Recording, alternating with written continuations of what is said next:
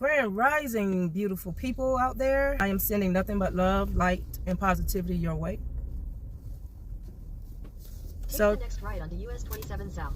So today, I'm going to share with you some things that I'm going to talk to you a little bit about life and through the lens of my eyes and, things that I have witnessed and experienced, my truth. But this morning, I woke up with a song on my mind, and I dedicate this to those who are going through it, facing challenging times.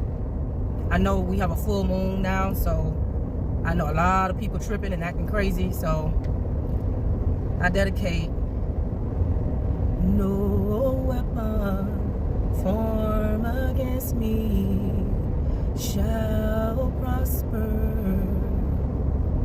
It won't work. No weapon formed against me shall prosper. It won't work. Yeah, it was laid heavy on me, and I said no matter what I'm being faced with, I'm going to push through it. So I know I get some questions, because I do share some of my content with my coworkers, and I get the question, what made me want to start videoing my life. And I said, this is like my therapy. This is like my counseling, because I've tried so many times to talk to people, and it seemed like the people that I try to open up to and talk to, they're more focused on what I did wrong instead of trying to guide me and navigate me on the right path. And I feel like spirituality has given me so much love and so much power and so much positivity to where, it doesn't even matter what people say, what people think, how people judge. This is just me at the end of the day. I have a purpose, everybody have a purpose, and I'm just fulfilling mine. So that's what I tell them. I said, this is like my therapy. This is like my way of healing, the unconventional way of healing from a lot of the past traumas that was swept under the rug and ignored. But before I get into all of that, I'm going to tell you a little bit about one of my students. So I explained to this girl, I said, I'm trying my best to give you chance after chance. I'm giving you retakes. You get to take tests over when you fail them. And it seemed like to me, you ain't really trying to focus. And you ain't trying. And she was like, well, my mama told me F stands for fantastic. And I said, well, according to the system, F stands for failing in the system. So you can be fantastic at home, but when it comes to your performance, it's not looking too good. And so she was like, well, I'm going to a new school anyway. And I'm like, but do you know that your records follow you? And she just always had some type of rebuttal, something to say every time I was trying to get her to understand the importance of focusing and trying her best in school. So I said to myself, I hope she got some good talent. Hopefully she's a good dancer, singer, or something, because, if she continue on this way, she's going to have a very hard life. And then she, when I started teaching, we were talking about life cycles of animals. So I explained to my students how I try to relate things that they see every day, which is humans and babies, and I try to relate it to how animals go from one stage to another stage. Like a dog start off as a puppy and end up as a dog, a kitten end up as a cat, and so forth and so on. And I explained to them that frogs, they go through stages, and they was like, well, why do frogs look similar to the way human baby looks or the fetus look when they're developing? And so before I got into the explanation mode or instructional mode to explain why, the same girl raises her hand and she was like, oh, I got something to share with y'all. And I was like, well, is it pertaining to the lesson? Because right now we need to be prepared for this quiz on this lesson. And she was like, yeah. And I said, okay, go ahead. You got the floor. Speak. She said, well, my mama is pregnant and she smokes cigarettes. And I'm like, nope, nope, we're not going there. I said, your mom would not appreciate you telling all her business. So you need to just save that. And she was really, really, really excited about telling her mama business and sharing and getting off her chest. And I can tell that she don't really have the support and people to talk to, because she's always trying to navigate toward me, because I'm the one that give her chances and try to help her stay motivated in school. But it's like when she get home, you know, she just get a phone. That's what I was told. She just stay on the phone all day on TikTok. So when I stopped her from proceeding with her mom information, I had pulled her over to my desk towards the end of the day, and I asked her, I said, "Are you okay?" And she was like, "Yeah." And I said, "Well, do you think that'll be cool? Do you think your mama find it cool for you to share her personal business like that?" And she was like, "I don't know." And I said, "Well, are you going to spend time with your mom?" And she was like, "Well, I live with my grandma because," and I mean, she just started just yapping, and I asked one little question. "Well, I live with my mama, no, I live with my grandma because my mama boyfriend keep beating her up." And I'm like, "Oh, Lord." And I said, "But you're safe, right? You're safe with your grandma, right?" "Well, he beat me in my head with a belt, and he knocked my mama tooth out, and he tased her while she was pregnant. And she don't want to keep the baby no more. So, you know, that's what she's trying to figure out what to do." And I'm like, this is a sad shame that this little girl knows so much information about grown-up stuff. And this kind of explains why she's not performing well in school, because she's constantly worrying about her mom. There's days where she'll come to school upset. She already said that her grandmother, the one that's taking care of her, is having open heart surgery and all that kind of stuff. So this little girl is under so much pressure just to be, she ain't even make it to middle school or high school yet. And then on top of that, she's an older sibling. She has 2 younger siblings, so she's the oldest. So I can imagine, I can really relate to her circumstance in so many ways, you know, because when your parents don't have the situation put together, and there's a whole lot of chaos and dysfunction going on in the household, that put a lot of pressure on the oldest child, because now the oldest child is playing a role of a second mom, while the mom get her stuff together, or you know, expecting the oldest child to try to watch over the little kids, make sure they have what they need, make sure they're safe. Things that a grown-up should be doing, that pressure is put onto a child. So I started thinking more about my life, and I'm just telling you, a lot of the times I don't be feeling like talking about my issues in my life, but it's like I told you, I'm really connected to my ancestors and my spirit guides, and it's like it's like a urge, it's like a push, like you gotta you gotta tell your story, you gotta help others with your story. And I'm like, but I'm embarrassed, this is depressing, nobody don't want to hear no sense. And she was like, it's like the spirits just tell me, you just never know who life you can save. So I tell my story not because I want to get attention. I get attention anyway, even if I don't open my mouth. I don't tell my story just so I can bash and degrade anybody. I tell my truth. I've been bashed, I've been hurt from other people's action. So this is why I use my platform, this content, as a therapy session. I still forgive, I still have a lot of love for people, but people have a habit of hurting others and feeling like, oh, okay, I got away with it, so it must be okay for me to do it again to somebody else. And so I point out people's errors, I point out the things that people took me through, so they can see, they can look in the mirror. They can really see that, okay, I need to figure out, why am I so low vibrational? Why am I making poor choices? And why am I, you know, my purpose shouldn't be just to be a menace to society, but it should be to help uplift others and guide others and make a difference in this beautiful world we live in. So when I think back toward my childhood years, like I said, I had my fun child days where I had the freedom to run around, play hide and seek, double dutch, jump board, jumping on a mattress. That was our trampoline back then. You know, I had my little fun kid moments, but I also had some real dark, ugly, secretive moments. And I guess what I should name this video, as it comes to mind, is Trauma, Drama Leads to Karma. Trauma, Drama Leads to Karma. And I think that's what I'm gonna go with. I'm gonna go with that. Because let me share. Let me go a little further back, further than me, further than your grandma and your great-great-grandma. You know, from my understanding, my research, and what I've been learning, not all African Americans and black folks and brown folks, not everybody experienced slavery. But the ones that experienced injustice and slavery,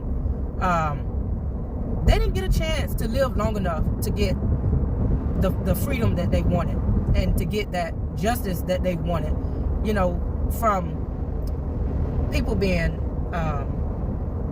raped or treated as a breeder, which today kind of leads up to the word being a hoe. People, land being stolen from them and they're being lied to. All of that energy is trapped in a lot of our bloodlines, and those same type of negative ways and negative behaviors has been passed down and transitioned on to one generation after the next. And then we don't look at, okay, well, could the trauma that our ancestors been through have an impact on the generation of today? I guess it would be like what Dr. Joy, she studied the mental behaviors of African Americans, and she came up with the term PTSD, post-traumatic slave disorder,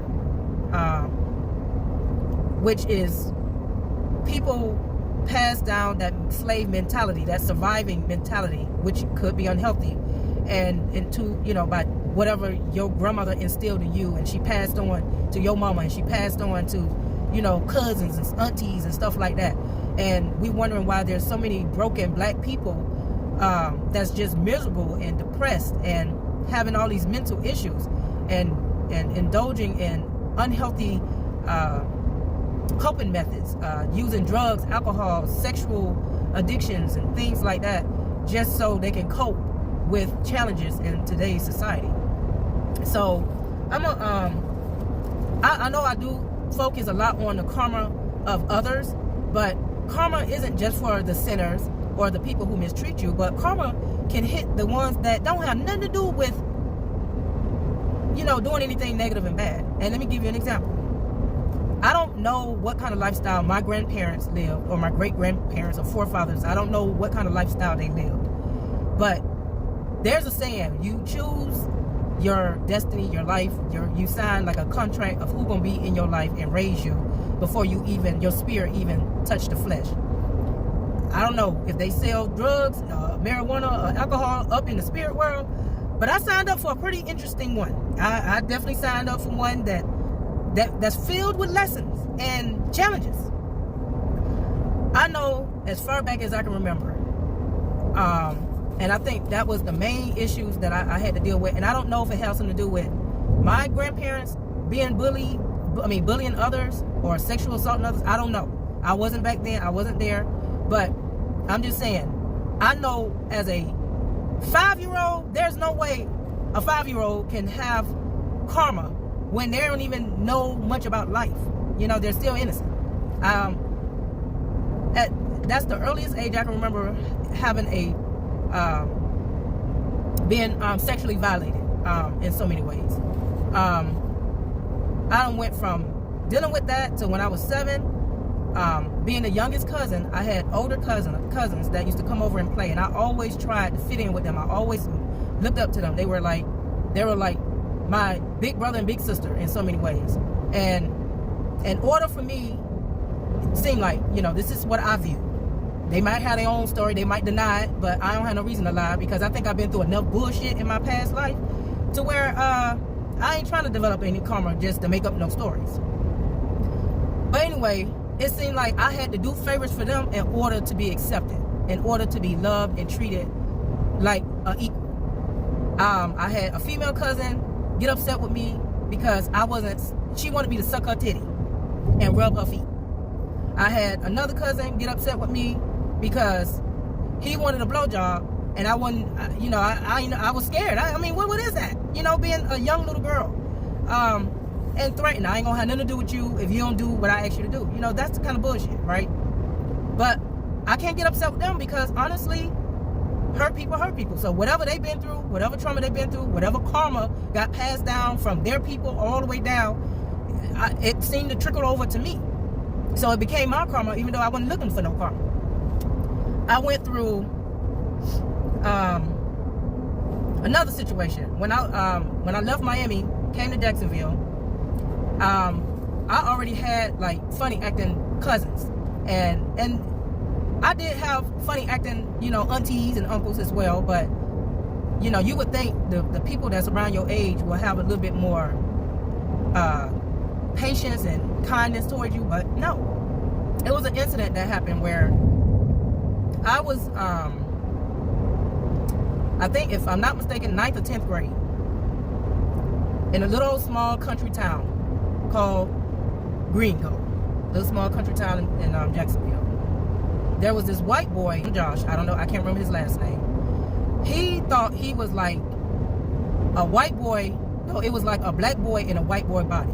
So he felt like just because he was cute with blonde hair and blue eyes and he got a few black girls to look his way, he can get all the black girls at the school. That's the kind of attitude he had. So during English, it's either English or social studies, we would have like a day where we would have to watch a movie. And so the teacher would just have the screen showing, but all the lights would be off in a room with no windows. So when that happens, Josh worked up the nerve to be trying to go up to different girls and ask them, can he finger fuck them? And I'm like, I hope that girl do not agree to that mess, because he does it every time we have a movie date. And so some of the girls just was stupid enough to go along with it. And then he decided to come on up to me and felt like, oh, okay, well, I should fit in because all the other black girls and all the other girls fit in. And I said, hell no, you cannot finger fuck me. It's like every time we have a movie date, he felt like he had to conquer me. Come on, man, what you gonna let me do it? I mean, ain't no big deal, you want it. I'm like, hell no, you are not finna finger fuck me. And then he's trying to holler at me and all that kind of mess. I'm like, man, if you don't go sit your Oompa Loompa ass down somewhere and get out my face. So one particular day, we had a baseball game out at the park. It was popular. Everybody from the town, Green Cove, everybody would go out and watch the baseball game. That was like our main entertainment, because there wasn't really nothing else to do but fight and start stuff and get into some nasty stuff in a little small town like that. And so Josh made his ass out there, made his way out there, and he was walking with one of my cousins. And I was like, oh God.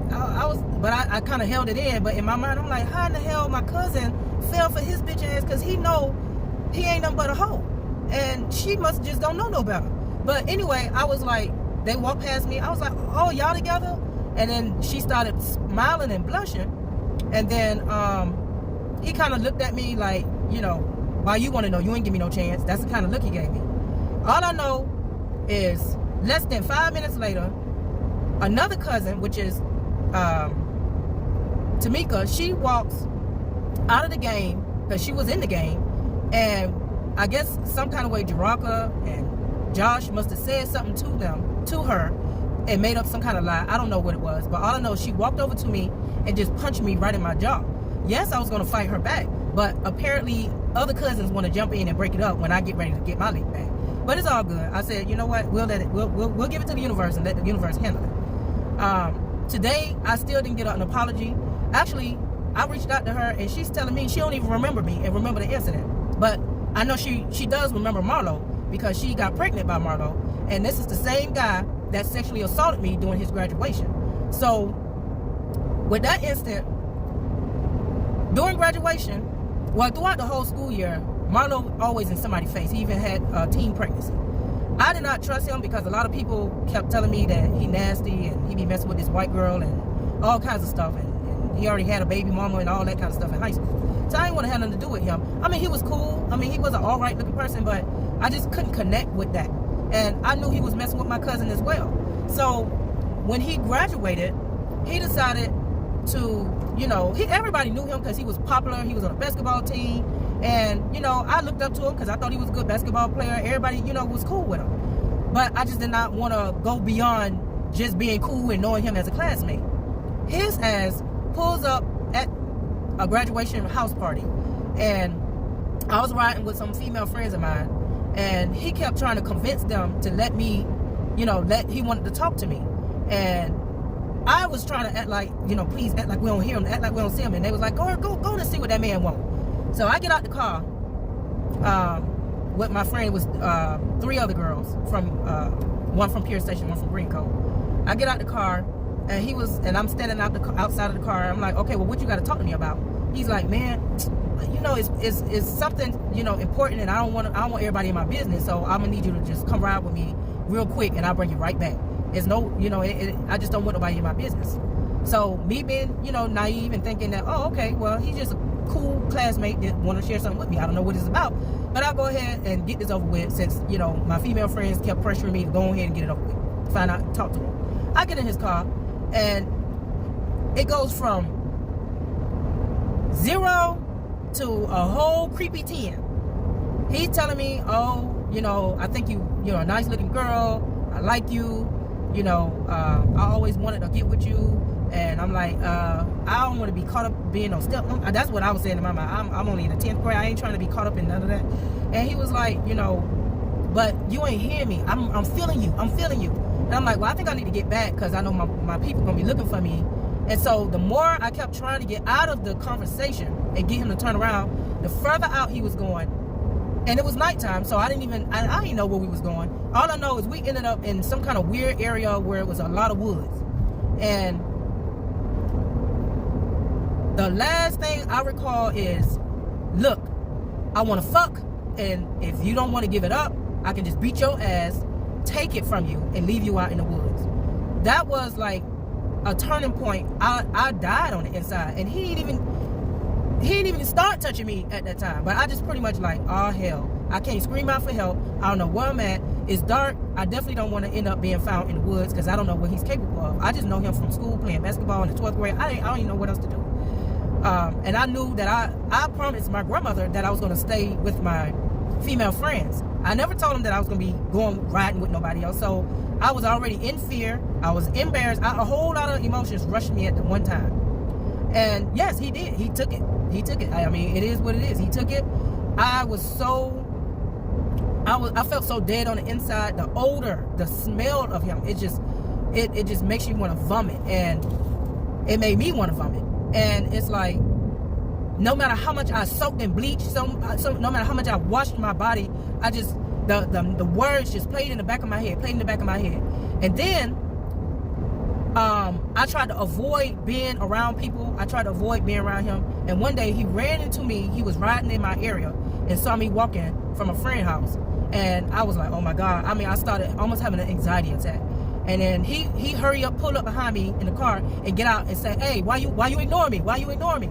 And I'm like, I'm not ignoring you. I got to hurry up and get back home, because my mama waiting on me. And I was just like, oh my God. And back then I was a fighter, but it was just something about his spirit. It was more like crippling.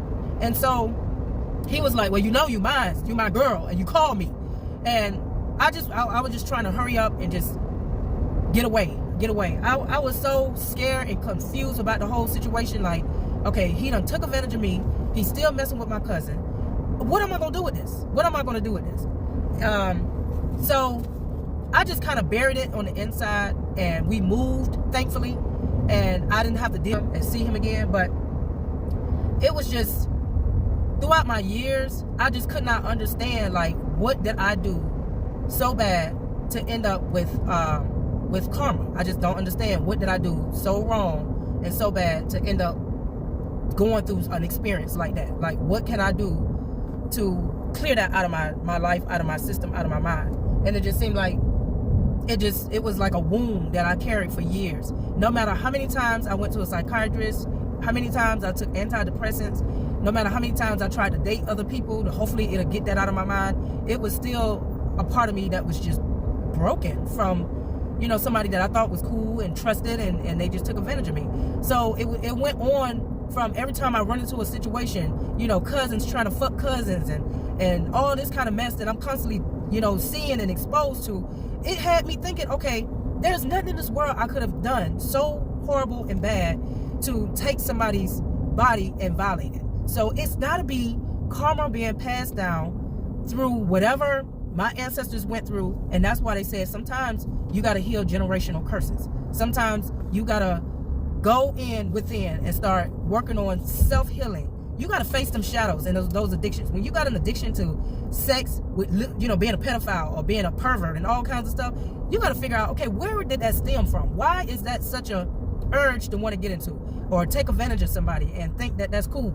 Find out what is it what kind of spirit you're carrying with you that probably was passed down from either your family members or maybe somebody you slept with. Yes, you can get STDs, sexual transmitted demons, passed on to you by sleeping with the wrong people. But thankfully, there's ways that you can heal from it. There's ways that you can get help. And you don't have to go through the Western way of staying drugged up in order for you to be happy and healed. That is why I feel like today I was pushed to marrying young, because I was looking for a safe haven. I was running into arms of people that I thought was safe, but actually they were broken just like me.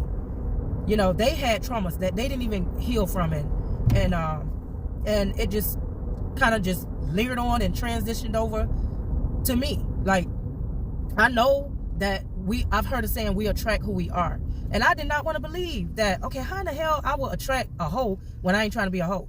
Well, sometimes you don't have to be a hoe sexually. You can be a hoe with being addicted to other things, you know? How in the world I'm going to be, you know, well, I never try to abuse people. How did I attract somebody like that? You know, because all my life I suffered from some type of abuse, whether it was from my grandmother, my mother, from my uncle's verbal abuse. You know, it was a lot of stuff that I suffered from, but it seemed like that's what I attracted. So to me, I feel like that's the lesson that I have to learn. And once I pass that test, then I don't have to deal with that kind of shit no more. Because I ain't tolerating. You know, when I was married, I dealt with mental abuse heavily.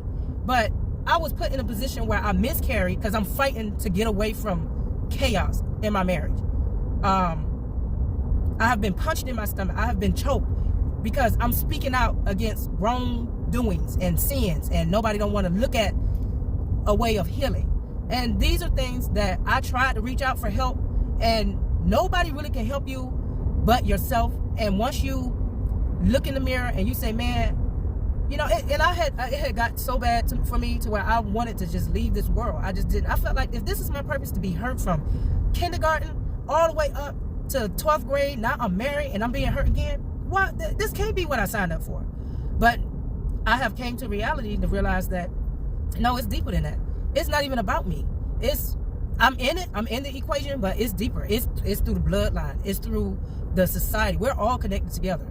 And a lot of people say, oh, hell no, I ain't connected with that crazy behind, you know, JJ down the street. That's an example. I don't know no JJs. You know, honestly, we are, because if JJ take advantage of a little girl that's related to somebody else, that's affecting the little girl and that family, because that family got to go heal that little girl. If who else? If somebody named Bo go and break into somebody's house and beat your grandma up, they're like breaking your grandma's house and beat her up, you know, that affected your grandma. Now she got to live in fear because a man came and took advantage of an elderly woman. That means he got to do time, so that affects his family, because of course his family don't want him to do time, but don't know how to help him get mental help. And then now the old woman and her family got to change up their life and got to put out cameras and spend out money to figure out how to keep their grandma safe. So everybody is connected together. So I'm trying to get us to be connected on a positive note, how to help each other heal. And like I said, my voice ain't gonna do it alone. Dr. Martin Luther King had a dream, but if he did not have the people in the community to work with him and try to come up with a solution of how to bring change in our society, he would just be a man walking around with a dream. If he did not preach in church, he'll just be, you know, he had that same idea, it'll just be him and that idea by himself. Change cannot happen unless we're all unified. People cannot heal unless we work together and put programs out there. You know, I tried to start a program in the school that I work at, because I know there's a lot of broken kids out there, especially one in my class talking about, you know, she had to be removed from her mama because her mama won't leave her abusive boyfriend. But she's just still expected to do her work. She's still expected to act like the other kids that's not going through that. And I mean, this girl be breaking down crying for no reason. Then the next minute she's screaming at somebody like she want to beat them up because they did something petty. And that's what the program is for.